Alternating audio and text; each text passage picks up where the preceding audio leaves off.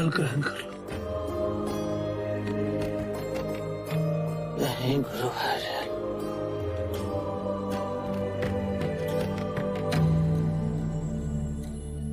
मैंने जल भी त्याग दिया।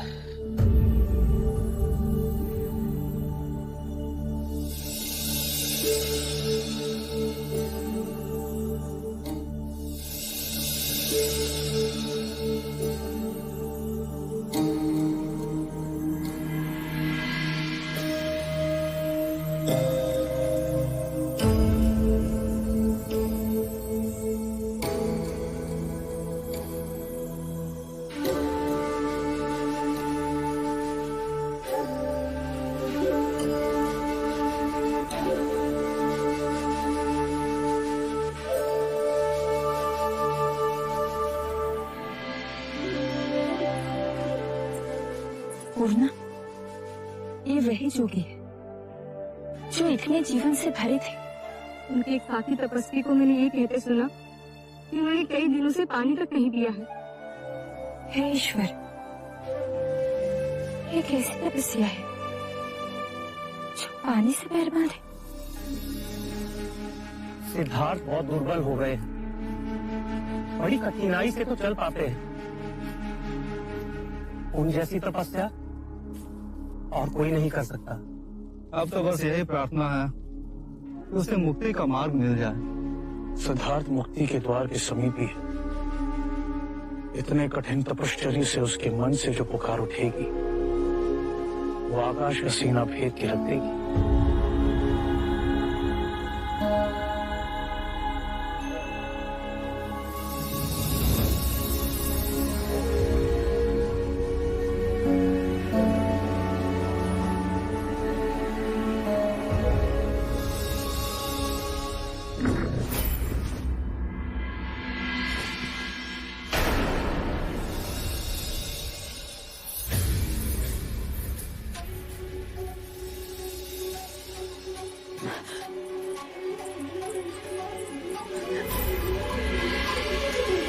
पूर्णा, ये तो वही जोगी सिद्धार्थ है।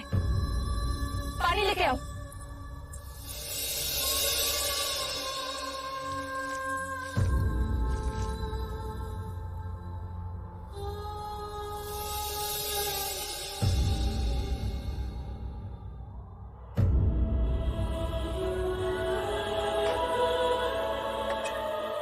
ये आपकी पूजा का नैवेद्य है।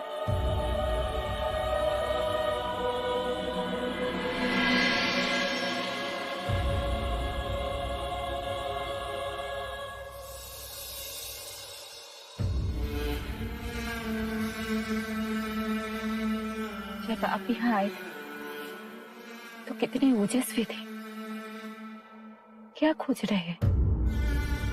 इसके कारण आपकी ये दुर्दशा हो गई।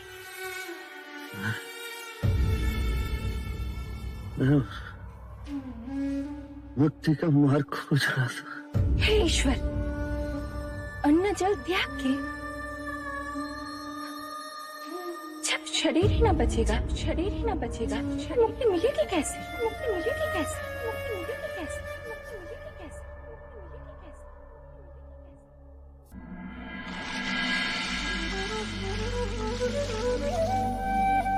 शरीर को सुखा मैंने केवल अपना ही घात किया। यदि परम सत्य मुझे मिलेगा तो शरीर के साथ ही मिलेगा, ना कि उसे सुखा और गलाकर। जिस बात को बड़े बड़े गुणी ज्ञानी ना समझा सके वो सहज एक गांव की अज्ञानी सुजाता ने समझा दिया।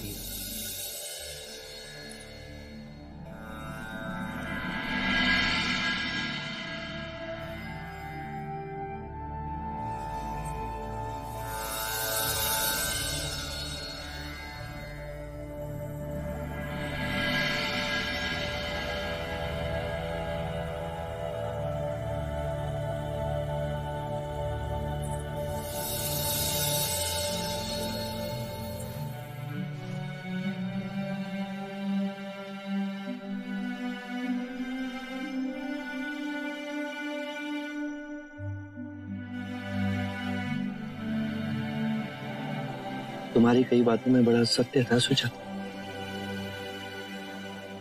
मैं कठोर तप के चरम बिंदु तक पहुंचा, पर वहां कुछ नहीं मिला। मेरी इस भ्रांति को झुटलाने वाली तुम मेरी प्रथम गुरु।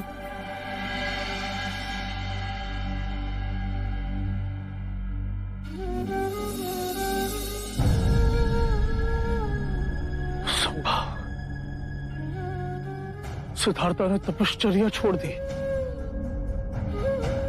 कि उनका मनोबल इतना क्षीण निकला।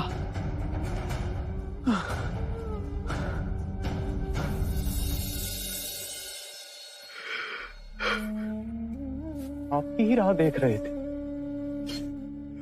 आपकी आंखों में आंसू कैसे? जिस पे भरोसा कर अपने प्राणों की आहुति देने हम सब चले थे, वही अपने पद से डिग गया। अर्थात सिद्धार्थ ने तपश्चर्या का मार्ग छोड़ दिया है और स्वयं अपनी आंखों से उसे भोजन करते हुए देखा। जिसके भरोसे हम अपना सब छोड़ के आए, जिसे अपना मार्गदर्शक समझा, वही दिशाहीन हो गया। ये भी तो हो सकता है ये मार्ग ही गलत था, हम गलत साधना कर रहे थे। एक ने प्रण तोड़ा तो बुरे विचार उपजने लगे। गुरुदेव अति शीघ्र यहाँ से निकलते। आज भद्रिका को विचार आया, कहीं ऐसा ना हो कि सिद्धार्थ की संगत में पड़कर हम सब पथभ्रष्ट हो जाएं। हाँ, संगत का प्रभाव पड़ता है। मैं सिद्धार्थ को छोड़कर जाने का आह्वान करता हूं। जिसे मेरे साथ चलना है वो चले।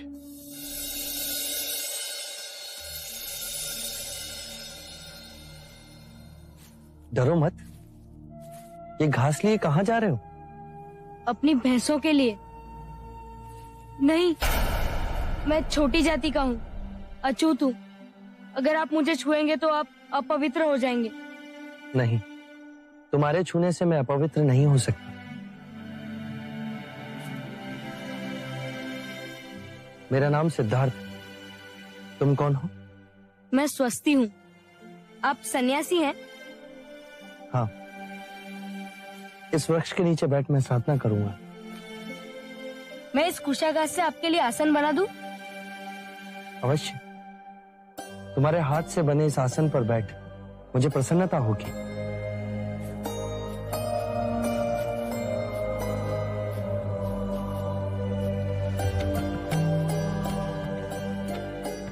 आइए जोगी महाराज।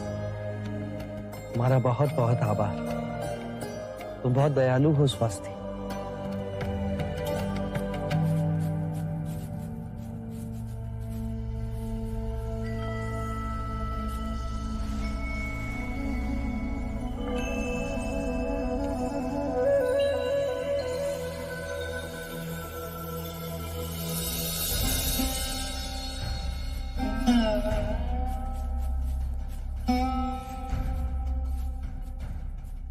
सिद्धार्थ, हमें जाने की आज्ञा दीजिए। आपका साथ यही तक नियत था। आप मेरे जीवन के कठिन मोड़ पे आए और अब जाने के लिए कह रहे हैं। जाने का कारण तुम ही हो सिद्धार्थ। जिस सिद्धार्थ को मैंने अपना ज्ञान दिया, अपना गुरु भाई, फिर अपना गुरु माना, अब तुम वो कहां रहे? मनुष्य कितनी अवस्थाओं से इस एक ही जीवन में परिवर्तित होता है। बाल अवस्था से परिवर्तित हो उसका रूपांतरण युवा अवस्था में होता है, और युवा अवस्था परिवर्तित हो प्रौढ़ अवस्था आती है। ये प्रकृति के नियम की बात है। तो फिर हम प्रकृति के नियमों से भिन्न कैसे हो? हमारे अंतर और बाहर प्रकृति के नियम है। पुरुषार्थ तो कुछ है ना, अपने वचन पर अडिग रहने का मूल्य तो कुछ है ना। तुम्हारा ये पतन देखकर मुझे बहुत पीड़ा हो रही है। तुम पथ भ्रष्ट हो गए हो सिद्धार्थ।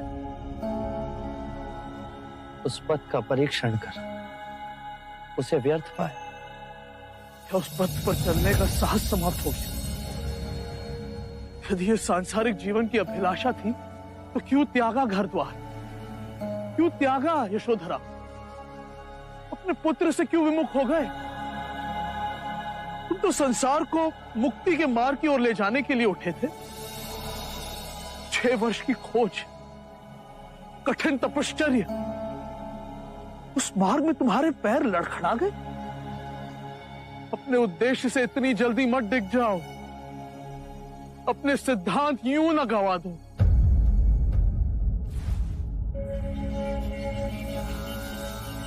गुरुवर्य, केवल अपनी बुद्धि से नहीं, स्वयं अपने आप को उस आग में तपाकर यदि ये जाना कि उस मार्ग में कोई त्रुटि है तो उसे छोड़ देना ही उचित है। जीवन नदी के पानी का बहाव है, यदि एक स्थान पर रुक जाए तो दूषित हो जाता है। मैं जीवन के बहाव और ऊर्जा के आगे खड़ा हो गया था। घास के उस कोमल तिनके की तरह ना बन सकता जो हवा के बहाव के साथ बहता है पर अपनी मिट्टी से नहीं उखड़ा जा सकता। मैं आपको आश्वासन देता हूं कि मैं उस घास के कोमल तिनके की तरह अवश्य बनूं।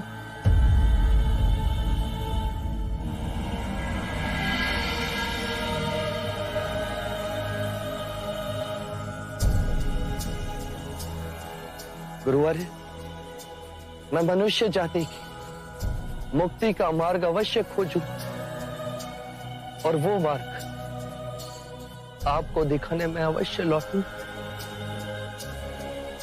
हम एक बार फिर मिलेंगे।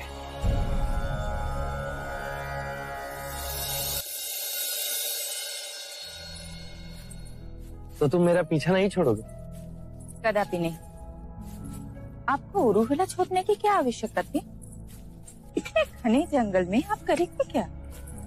ध्यान और तपस्या। वो तो आप नदी के तट पे भी कर सकते थे। मुझे पूर्ण एकांत चाहिए सुजाता। अब आप सबको मेरे लिए कष्ट उठाकर आने की आवश्यकता नहीं। हम आपकी साधना में बाधक नहीं बनेंगे, किंतु एक समय का भोजन आपको स्वीकारना होगा। हाँ तो कहिए। हाँ, बालपन के हट के आगे कभी कोई टिका है क्या?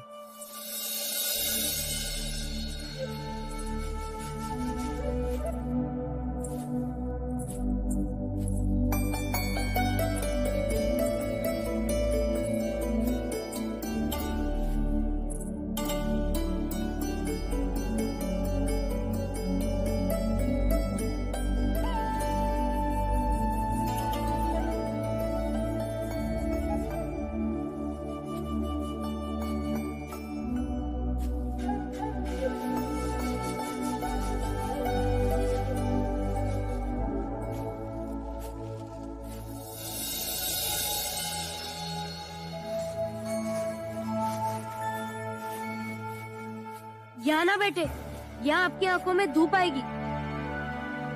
साधना के लिए पूरब दिशा उत्तम। क्यों? पूरब से सूर्य उदय होता है। साधक इस दिशा को शुभ मानते हैं। अब आप लोग जाइए।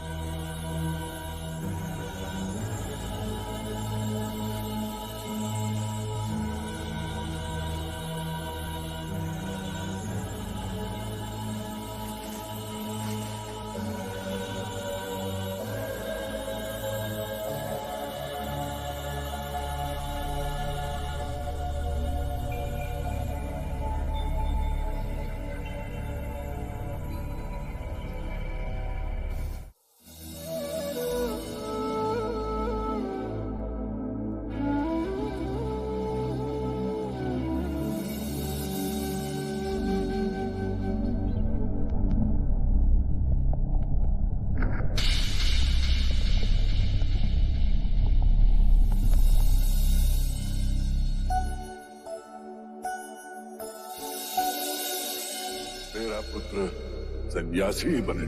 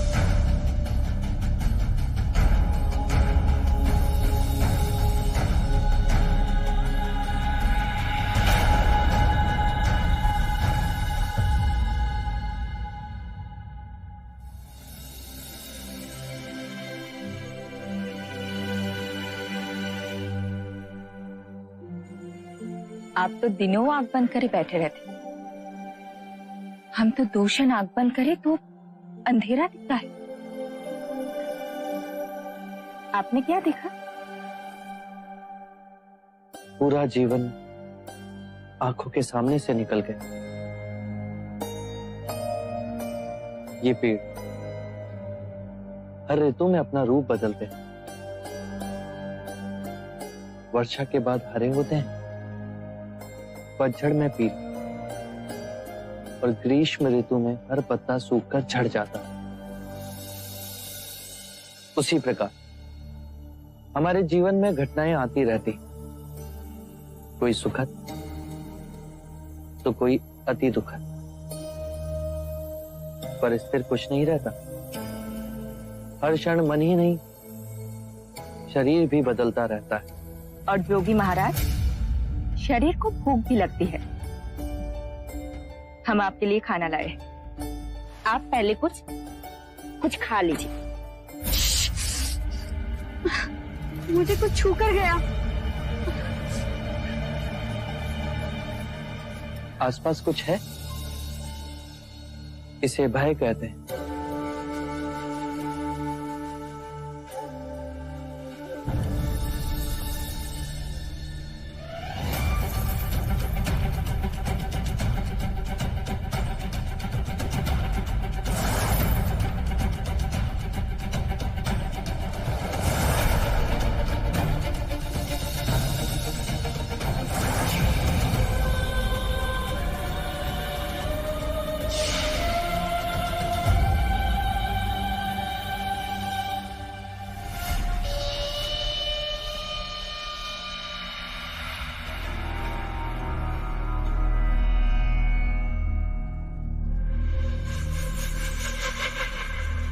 मिट्टी का बना है सिद्धार्थ,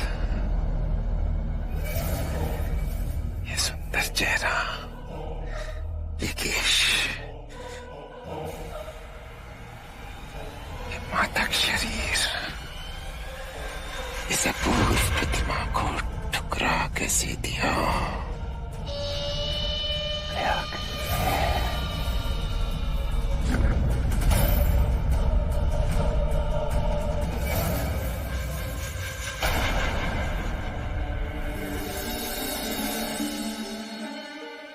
ऐसा लगा जैसे कोई सांप इस शरीर के निकट है।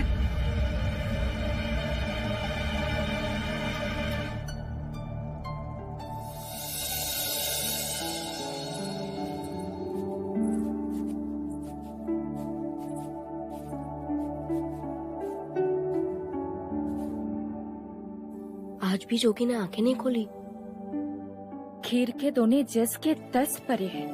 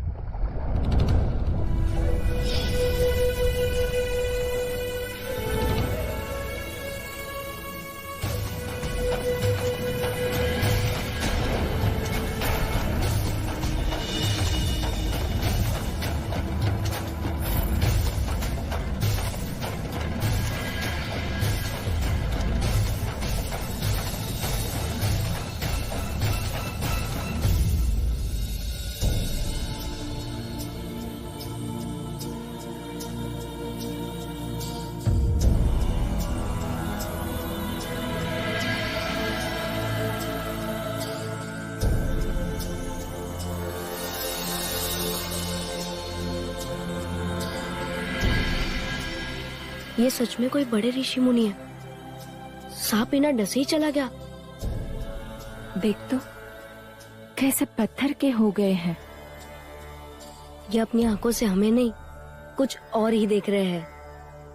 जो हम तुम जैसे सामान्य लोग नहीं देख सकते। अर्थात?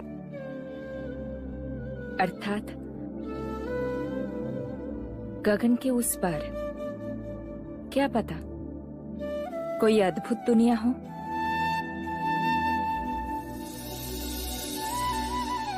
चलो चलते हैं।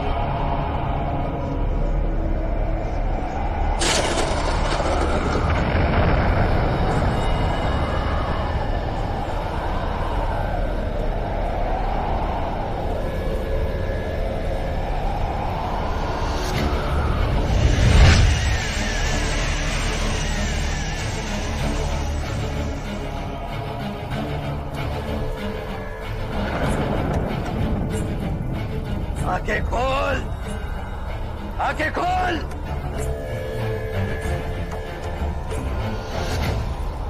कौन हो तुम? लौकिक जगत में मुझे मारा कहते हैं, पर मैं तेरा ही रूप हूं। मैं भावनाएं हूं, पर तेरी। मन जो विनाशी,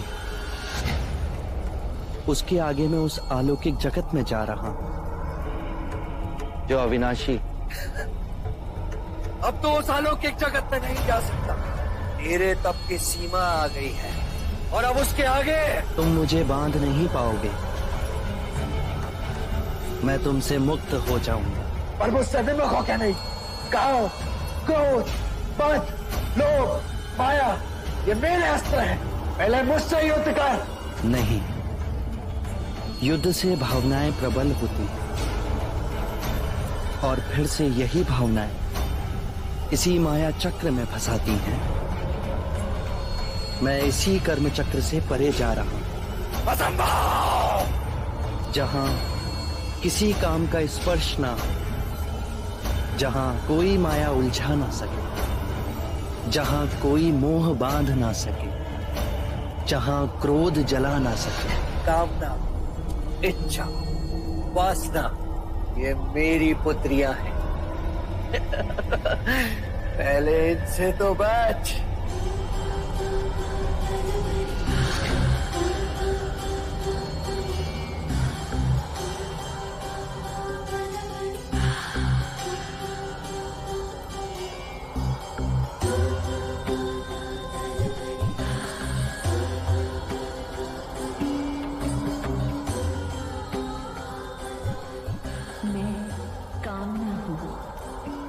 स्पर्श में जीवन है, मुझसे प्रेम करो।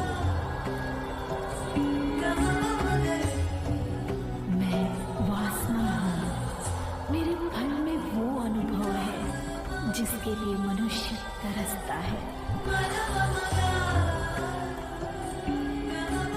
मैं इच्छा हूँ, जीवन के समस्त सुखों का रस है मेरी मदिरा में। चखो इसे।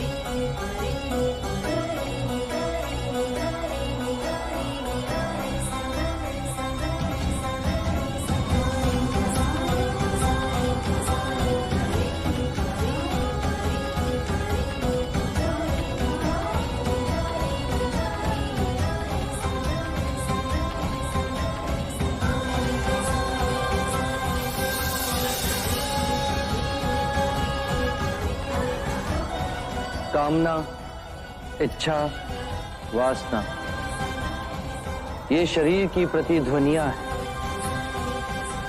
जब शरीर का मोह टूट जाए तो ये केवल एक पत्थर से टकराकर लुप्त हो जाती है। जैसे ज्ञान का सूर्य उदय होते ही अंधकार लुप्त हो जाता है, वैसे ही आत्मज्ञान का सूर्य जब मुदित होता है तो सारे प्रलोभन राग बन धरती पर गिर पड़ते हैं।